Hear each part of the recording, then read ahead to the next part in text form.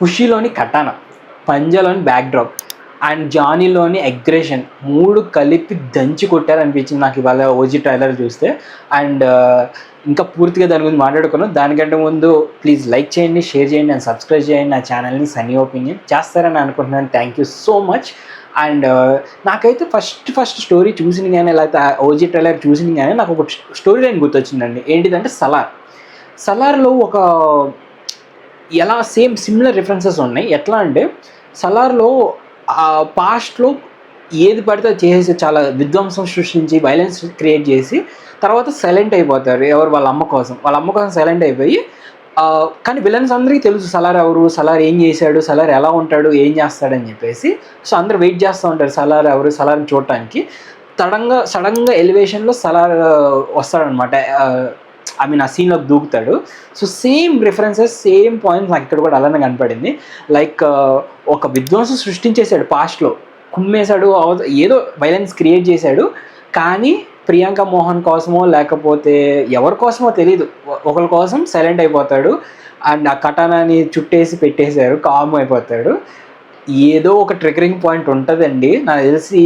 ఓమి ప్రియాంక మోహన్ లాగా తీసుకుని వెళ్ళిపోవటము ఏదో ఒకటి ఉంటుంది, ఒక ట్రిగరింగ్ పాయింట్.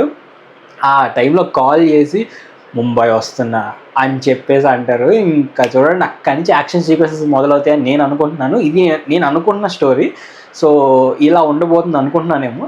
నాకు ఒక లో లెవెల్ ఎలివేషన్ నుంచి ఆ హీరో చాలా కామ్ చాలా సైలెంట్ అని చెప్పి ఒక్కసారి ఎలివేషన్ ఇచ్చి ఒక సీన్స్ ఉంటాయి కదా, లైక్ కేజీఎఫ్లో సుత్తి సీన్ ఒకటి, సలార్లో వాళ్ళ అమ్మ వెళ్ళి కొట్టు అనగానే ఫైట్ చేసే సీన్ కొండ మీద ఉంటుంది కదా, ఆ సీన్ ఒకటి.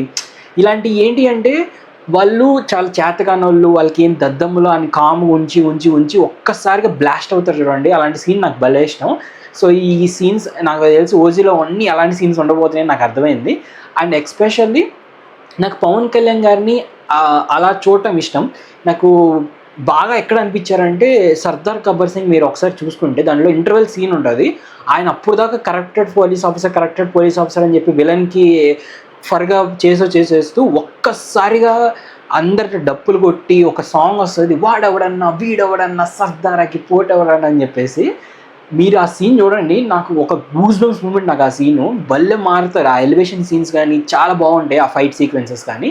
సో క్లైమాక్స్ వాళ్ళు దొబ్బింది అనుకోండి ఆ సినిమా, బట్ సేమ్ అలాంటిది టైప్ ఆఫ్ సీన్స్ రాబోతున్నాయి ఓజీలో అని చెప్పేసి నాకు అర్థమవుతుంది. అండ్ వింటేజ్ పవన్ కళ్యాణ్ కనబడబోతున్నారు. ఆ కటానా సీన్స్ కానీ యాక్షన్ సీక్వెన్సెస్ కానీ నాకు మైండ్ పోతుంది. 25th ఎప్పుడెప్పుడు రాబోతుంది, ఎప్పుడెప్పుడు వస్తుందా, ఎప్పుడెప్పుడు వెళ్ళి చూద్దామా అని రెడీగా ఉన్నాను.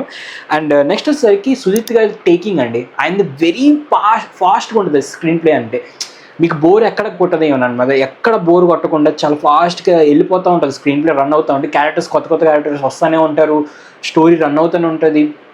చాలా లేయర్స్ ఉంటాయి ఆయనలో. సాహోలో కూడా అదే ఉన్నాయి. బట్ సాహో కొంచెం అవుట్డేటెడ్ అంటే ప్రీడేటెడ్గా రిలీజ్ అయింది సినిమా. ఈ టైంలో పడుంటే సినిమా అదిరిపోయేది. బట్ కొంచెం ప్రీడేటెడ్గా అంటే మనం అప్పటికి అంత అప్డేటెడ్ లేము. ఓటీటీ వచ్చేసి కానీ మనం అన్ని సినిమాలు చూసి, హాలీవుడ్ సినిమా చూసి మనం అంత అప్డేటెడ్గా లేము. కాబట్టి ఆ సినిమా అప్పుడు కాకుండా కొంచెం తర్వాత కరోనా తర్వాత వచ్చుంటే పీక్స్లో ఉండేది ఆయనది కలెక్షన్స్ ఆ సినిమాకి కూడా. సో నాకు చాలా బాగా ఇష్టం ఆ సినిమా కూడా. సో అలానే ఉండబోతుంది రేసీగా అని చెప్పేసి. ఇంకొక క్రెడిట్ ఎవరికి ఇవ్వాలంటే తమ్మన్ అన్నకి.